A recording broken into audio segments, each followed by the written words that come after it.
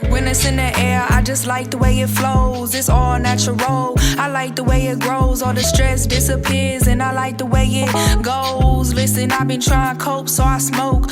When it's in the air, I just like the way it flows. It's all natural. I like the way it grows. All the stress disappears, and I like the way it goes. Listen, I've been trying to cope, so I smoke. How's your boyfriend doing? How's the fam? Good, we're just chilling. We just moved recently from the west side to the north side, so we're just adjusting from that point. Is it like a big difference? Yeah, because we lived in that house for a really long time. So, but it's not all bad, with change, it's growth and everything. So I can see everybody, blossoming. Is it not better neighborhood? Is it like a weird neighborhood? It's like far north? Yeah, it's way deeper north than I ever really been. Yeah, I don't like going to the north side. I don't know why, but I just think it's just weird. It's just different. It's a big old... I've never lived outside of the west side, really. Yeah. So it's definitely different and a lot less friends over there, Yeah. Because I just moved over there, so it's a different vibe, but, Do you at least got people over there? Well, I mean, at least one friend. Not really. Our house really has a lot of people in it, so we all have each other and everything, but... That's kind of cool. Siblings? Yeah, it's really like the house I live in is kind of like one of those things where the woman I live with, her name is Miss Diana, and she's like my mom, and so she takes in a lot of kids, like pretty much that are uncomfortable at home, or maybe they can't grow at home and stuff like that. So we have like a few people, like just friends and stuff. Like my boyfriend lives with us, his brother lives with us, and then, like her daughters have people that they've brought to the house. So it's just kind of one of those things. Full house moment. I like that. Yeah, I really love it. Yeah. I was about to say, what is it? Whole tribe can raise people, Yeah, for sure. Yeah, it's the best way to do it. That's why I'm actually trying to buy a house with a couple of friends so we can have that and, bring them all in. And that's how you make a community. Yeah, especially when you're young, it's super great because, it's easier to grow when you're younger, and expand people's minds and stuff like that. Yeah. Is that like one of your missions in life is like to help the young grow? Oh, for sure. For sure. Yeah. Main goal. I saw most things about what you rap about, what you sing about and stuff is growing people's minds. Yeah, for sure. Why do you think that's like your chosen mission? I really love music, of course, but I just feel like it's more than just sounds and, you know what I'm saying, and vibrations. I feel like your message and your content is the most important part to me personally, because a lot of these people that listen to music, they can't, some of them, especially kids, they can't separate themselves from the music they listen to, so they'll listen to this music and be inspired and want to be like that person or like, do what's in that song or whatever, and I see that all the time, especially in my high school, and so if I'm going to make music, obviously, I'm going to say things that I would want kids to be able to take with them in their life and like lessons, Yeah, for sure. Yeah. What's your favorite song that alludes that message the most? Man, because I only found like 3 singles of yours and then a couple on YouTube, so for me, my songs? Yeah. So I have a lot coming forward, you know what I'm saying? I knew it! Yeah. I saw that you were in the studio with Ty, And I went today and everything before I came here. That's where I was. So I'm definitely putting in a lot of work before I go back to college so I can have it all down. And You should be so proud of that. Thank you. You're welcome. And I'm going to have, send it to people and get them to mix it and everything. But I'm excited because I have so many songs. So written, so when you asked me that, I don't know. I think that I did have one that I did in school that is on SoundCloud. It's called Slavery 101. Yeah. And I did that also at the performance he was at. Yeah, that's probably your favorite? My most aggressive message just because I wrote it in a time where we as a school had lost somebody to gun violence and all these things, and I had talked to him so many times, and pretty much anybody in the school that was in the songwriting class, I would always talk about content and how certain lifestyles and things like that these your favorite rapper, is living like that. There's only 2 ways you can go, and that's dead or in jail to a certain lifestyle. So I was just kind of angry, you know what I'm saying? And so I put all that emotion and channeled that into that song where I talk about, how that's just a dead end. So yeah. How was that, taking a songwriting class in high school? Yeah, it was great. It was the whole reason I went to that high school. Like, I probably would have never went there if I didn't go to the gala the year before. I was a freshman, my sister was there, and so I went to see her play in band, and I seen Eric and his program and them rapping and stuff, and I loved it. You said that's what I want to do. Yeah, exactly. So I went there, and I was really prepared, I guess. Like, I had a You lot were ready of for songs. about it? Yeah. Yeah, like, each time that there was an assignment, he'd be like, well, make a song with a hook, and I'd be like, I already got that. And he's like, do one with no hook, and I'm like, I already got that. Yeah. So I really thrived in that class, and so I had the opportunity to work with Wave and Nick and go to these studios and things as a freshman. So that was really cool because, you know, it did expand my horizons a lot, really. So how did that make you feel? Like, was it just like your spirit was like, this is where I need to be? It was like a dream come true for real. Like, it was like that could be a part of my education as well. Like, I always knew that. So lucky. Yeah, like, I always knew it would be something I do. I didn't think it would be something I'd be able to do in school. So how do you like being on stage? Do you feel at home there? Yes, I love being on stage. I was on stage a lot more, like, sophomore year before COVID, pretty much. And so with COVID ruined a lot of things. with COVID, it definitely, I still have to get used to it a little bit more because the opportunities are now opening up for me to be back on stage. But yeah, I love being on stage and you know, it's just one of those things every artist has. Like, it's like a dream come true. Yeah. Just no matter what stage it is, you just feel at home. Do you, like, write songs, like, differently because you know you're going to be on stage performing it? What do you mean? Like, more enunciation on this words because I know it'll get the crowd going type of thing. Yeah, so, I had one song that I used to do in my old sets and like at land grant and stuff, and it was like strictly just to hype up the crowd. Yeah. So like it would just like, be a lot of A's and, you know, things that people will catch on to and sing with you along with you and stuff. Do you do that often? Not really. No. I really be setting myself up for failure, low key, because Why? I put so much words in my songs. Like I remember Ty was talking to me about, you know, there's this technique that, you know, famous people use, and it's like to use less words in their songs because, you know, a lot of the people's minds are very simplistic and stuff.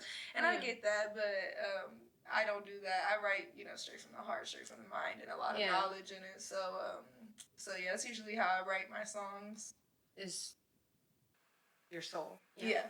It is. Everybody has their individual writing techniques. Do you have any? Like, I know you were talking about like that, the gun violence in your school and how a kid died from that. Do you pull upon those like life memories? Oh yeah, for sure. Yeah, that's I feel like I heal myself through music. So when I go through something traumatic, I oftentimes channel that emotion into music so that I'm not just sitting with it. Yeah. And usually when I go to write a song, I stick to a specific topic. So like whether it's gun violence or, you know, whatever the topic is. Yeah. And, you know, I just kind of go off that. And usually if I have an opinion on something, it's very strong. Yes. So it's really easy something for you me stand by. Yeah, so it's easy for me to keep going into that one topic and stay on topic for the song. So you have like a big idea and then you just take it out. Do you do multiple songs with that? Or what is like your process, your creative writing process? Like how do you sit down and put on like a song that is talking about the same thing you're trying to talk about? Or do you sit in silence and just like write? Or do you listen to a beat that's supposed to be, Yeah, so I usually listen to a beat and I'll just sit with it for a while and, you know, the bars come, you know, and then that's when I'll think of a topic. So like, for example, one that we just recorded was about weed. And when I heard this beat, I'm just like, yo, this is giving me a super chill vibe. Yeah. And then so when I got my topic, I'm like, okay, so let's go. You know, I just start writing and then I try to sit down and write the song in full. I hate having songs halfway done. So when I go to write a song, I usually take out a lot of time to do that. You know, sit down with a song, Yeah, like at least a few hours to get it all the way written. Yeah. And then afterwards, you know, the next day, you know, I'll come back to it. Look over it. And edit it. Yeah. That's kind of cool. So is it So you can't like go write 3 songs at once type of thing. No. Yeah, I hate doing that. I feel like, because I have the habit of not going back to, like, things like Stuff, that. yeah. So, like, if I have that sense of accomplishment, then it'll, push me to practice it. And it'll push me to perform and record it. Okay. How did you come up with that? Like, how did that lesson embed in your brain? When I first started recording, I started recording when I was only 13. And I was with this group. We had a little group label thing. It was called LTP. Okay. And so it was like Lost Talents production, right? And it was my friends Chris and Austin and Justin, and we used to have so many beats. Like, I remember they bought like 60 beats or something like that, and we would listen to them, but we would never finish the song. And so later on, we never finished the song, so it was always a work in progress. Yeah. And one day something happened to the laptop. It just like crashed or something. And we lost all of it, and then nobody remembered anything because it's like we never so many songs. Yeah, exactly. So that's why I try to finish them so that I can practice them and remember them. And so now, like, if you put on a beat, that I know or rolling to, 9 times out of 10, I'll remember it word for word. Your lyrics, muscle memory from practicing it and finishing it. So really, stuff like you've written before, like out of muscle memory. Yeah. So like recently, the reason why I want to drop so much stuff now is because when I lost my phone a while back, and it had all my beats in it and all my notes in it, and I just thought I wouldn't be able to recover it, and I was super sad. And then I got a new phone, and I logged into my iCloud, and everything was saved, and I was like, yes, thank you. And then so that was just recently. That's so lucky, Lordy B. Yeah. And I was using this app not knowing that it saved it, so I'm trying to start all over again, from scratch. Yeah, and then I found all the beats, and so I would listen to the beat, and then I would remember it. I'm like, okay, I go to my notes, and it's all there, and I'm like, yes. Thank you. Yeah, so I'm super excited. You know how lucky you are, Lordy B. Yeah, it was a lot of content, too, like a lot. How much? Throw a number out there. Probably like 20 songs. Yeah, and so that's why I've been getting in the stew a lot more, because it's like, I gotta get these. Yeah, that was the thing in your head. So that's a checkpoint right there. I need to get these out. Yeah, for sure. How many are you gonna drop an album? Yeah, so I'm shooting for September to drop my end of September. Yeah, so like probably like the end of September. Because I have a lot to do with it in between that time. Yeah, you're performing in September, right? October. Okay, I knew it. So my next performance is that's set in stone is October 14th at Land Grant. Yeah. So be there. Yep. But yeah, I do want to drop this project. I'm leaning towards before your next performance type of thing. Yeah. So that way, everybody can know the songs by then. Yeah. And everything. So you got fan base. Yeah. Yeah, I mean, I have been rapping for a long time, so even without putting out music, I feel like there's a lot of people who are discovering your music and getting it into it. And even before that, like, even knowing me in general, you know what I'm saying? Like, I'd be surprised, like, when I was at the fair, it just ended, and I was working there, and some random person just came up, oh my gosh, it's BreeOTB, like, from a distance, and I'm like, wow, like, that's crazy, you know what I'm saying? People that I don't even know, so you're affecting people just through your music. How does that feel? That's the whole goal. Yeah. So that's spread the message. Yeah. I'm glad that happened. It's great when people recognize you and then you just don't even. Yeah, because it's like it's rewarding because it's not what I'm in it for. You know what I'm saying? It's just like it's like a treat on top, like a cherry on top. Like, I know there's a lot of people out there that really, that's all they want is the fame and the, fortunes and whatnot, and stuff like that. And, I get that too. I just want to be able to live off of doing what I love to do. Even if it's, and this is what you love to do, Yeah, so even if it's on some middle class stuff, like, I just want to be able to, buy be a house. Be happy in your life, Be happy, exactly. Yeah. Like, that's everyone's goal. Yeah. So. That's actually wonderful. I'm glad you found your mission. You know what I mean? Yeah. It's very hard for people. How did you discover it? How did you discover that you wanted to do this? Like, I know you said that the classes helped and you saw your sister, but what, like, started the creative production in your head? So I was, like, one of those kids that would, like, listen to music on the bus all the time and just, like, imagine yourself in those type of situations, Yeah.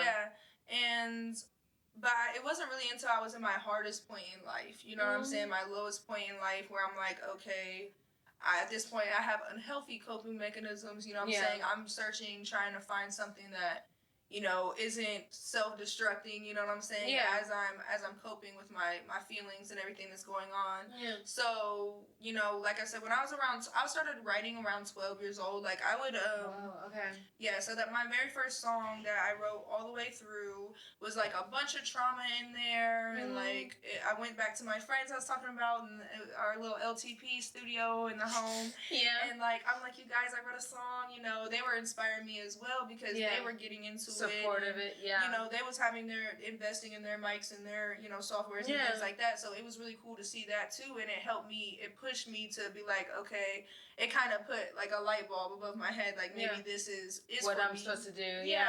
And then after I went back with that song, I was really nervous because, mind you, it's a lot of in there, like where it's like a lot of my personal experiences that they didn't even know about. Emotional, And I just remember going in there super excited, and I'm like, I got this song, and they're like, get on the mic. Came mic. out crying. And everybody, I look back afterwards, and everybody's just like, the emotion is in their eyes, it's in their face, and everybody's like, you did great, it was amazing, you know, and I'm only like 13, so I'm like, you know, it's just this is wonderful, it started being crazy. I'm just like, wow, this is real, you know, this is something I can really do.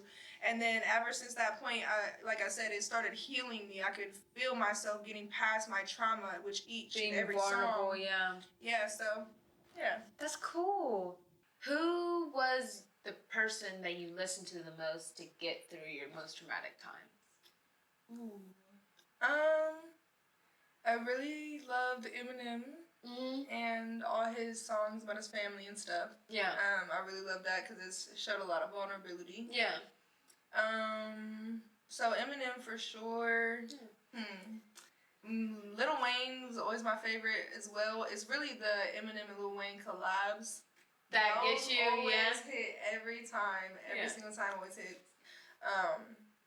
So I would say those two, and then like apart from rap, like I would listen to a lot of like Alicia Keys and Erykah Badu. I love Erykah Badu. When you picked that, I was like, So, you know, just things that you would listen to when your mom wakes you up on Saturday ready to clean. Like, you said that's a good vibe. It's really, you know, I took that and just started ran with it. What would you tell a kid going through their hard times as youngins? How would you tell them to get through it?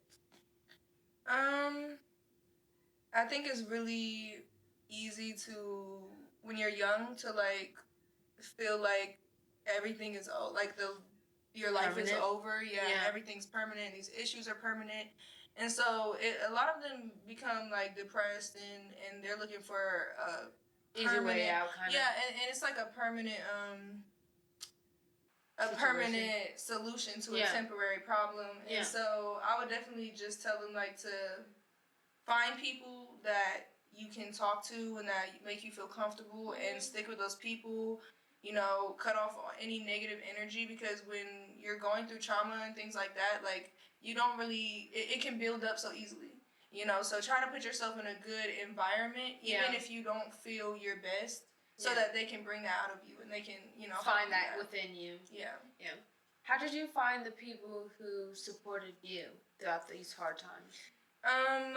Like I was saying, my family. Family is 100%. So with my mom, she was in a hard place for a lot of my childhood, and so I didn't have a lot of like restrictions or anything. I was just kind of out there, you know, doing my thing. And, I knew Miss Diana, my best friend's mom, and so... Oh, was your best friend's mom? So... Isn't that wonderful? It's so weird, the situation, because I knew her mom first, because her mom knew my aunt, and so we were like family. And then when I met her daughter, we just instantly clicked. We were just like long-lost together sisters all the time. It's like soulmates. And so, so I didn't take advantage of that source I had for a lot of my life because I knew them forever. So when I did finally get through I not get through, but when I was in my hardest times, you know, they reached out. A lot of things happened and word got around about, you know, me being sad and stuff. So I went over there on some popping cool up stuff, and her mom sent me down and she's like, look, like if you're ever depressed or even if it's not even like that, if you just need somewhere to go, I know you don't want to be home and this and the third. She's like, you can always come here. And from that day on, I literally never left. I started going there every single day. You found your home. Yeah, and it made me feel so comfortable. They were all super supportive, and the communication was on point. We would always talk about everything. So, yeah, super How blessed. did that feel? Yeah, but to say that's once in a lifetime type of exactly. thing. Yeah. I felt like very... That was your string. That was your hook. Yeah, and it was lifeline. great because not only that did I get that, you know, place where I could communicate and put everything out there. And mind you, she already knew a lot about my life, so it wasn't like I was a stranger there. But like, at the same time, she also had a whole family living with her that was into the music thing, and so it put me on in so many different ways to so many different healthy coping mechanisms. Yeah, a whole bunch of healthy connections, healthy coping. Yes. Yeah. But do you feel thankful that you grew up like that because it changed your mindset? Because a lot of people I hear don't know, at least from my point of view, because I know a lot of people and people just don't know how lucky they are just growing up in like some suburb area or whatnot. Oh yeah. Yeah, no, I'm actually, I love my life, and, you wouldn't change anything about it because it makes you who you are today. Yeah, like, even all our, you know, parents' mistakes and drama in between, you know, it's great because as I seen myself grow, I seen everyone else grow too. Around me, and I seen my mom feed off that energy and change her entire life, and so I wouldn't change anything about it because at the end of the day, it was all necessary to get to where we are now. Yeah. So. What food place is your best place to go to? That's a hard one. Yeah. That was so random, but I haven't eaten all day, so explain to me. I think that my favorite right now is probably... I'm gonna have to stick with the taco truck. There's one on Sullivan and Clarendon. It's like red. It's like in the cut. It's like behind a house. Behind a house? Yeah, I don't know what it's called. Yeah. But it's on Sullivan and Clarendon. Clarendon. It's very, very good. Okay. What's your favorite thing to get there? Tacos, of course. I love tacos so much. Taco Nice is another one. I love Taco Nice. Because, there's a plethora of different things. Yeah, for sure. Let's break down Mind of Your Own. Okay. That's a good one. Mind of Your Own. Yes. Have a mind of your own. Don't be a sheep. Don't rush to be grown. Think about what you know. You think that you know, but it ain't what it seems. It's a room full of diamonds, a world full of thieves. Let's break that. Yes. Yeah. Yes. So. Hold on. I really like that end part. The room full of diamonds, world full of thieves part. Just let you know. And that was when I was eating with. That's why I picked it. So carry on. You're welcome. Okay. So I pretty much. Like I said, I had to grow up pretty fast, and so I started realizing that these things that I was like, oh, I can't wait to do, and I can't wait to be 18, and this, that, and the third, and then it comes, and you're like, this is not at all what I thought it was gonna be like. Yeah. And so, it's like pretty much like you kind of have to have a mind of your own in this world, especially now and today. There's so much propaganda on the media. There's so much so many things trying to pull you in their direction, you know. And everything is mostly lies too. Yeah, and like I said, or a dead end, or whatever, and a lot of people like to sell dreams and things like that. So it's just really important for you to have your own mindset and for you to have your own goals and your own way to get there. Because if you don't, that's how a lot of people get taken advantage of. Yeah. And I said, a room full of diamonds, a world full of thieves. So there's so many ways you can interpret that. You know what I'm saying? But for me, it was kind of like there's only a handful of people in this world that have, good intentions and really, want what's best for you and things like that. And you have to really find a way to be able to part those two different types of people, the ones that, are going to lie and cheat and take advantage of you, and then the people that are actually want to see you do good and do good and support you throughout anything. Yeah. Do you have any tips and tricks how to filter out those people? Because to me, you seem like a person who kind of knows right off the bat. I feel like energy is a huge one. Yeah. You gotta figure out how you can read energy. I mean, if somebody has a kind of a weird type of negative energy, you can feel that. Yeah. I don't know about you guys. I can feel that very, it's very heavy. Prominent, Yeah, so that's a main one. And then also, I feel like sometimes when you have a reason to like someone, or you want a reason to like someone, you will ignore certain things. Certain signs, And you just really can't do that because it's happening for a reason. So, if somebody does you wrong once and you look past that, you have to keep that in mind and take into consideration. I'll forgive you, but I won't forget type of vibe. Right, because at the end of the day, if it's something small, something, petty, that can still amount to something else. To a bigger, deeper envy or, just plotting, really. And so you gotta be aware of that type of thing. Do you run into that a lot? Oh, yeah, for sure. I've had people that I was friends with for years, and then they rob me blind or something like that.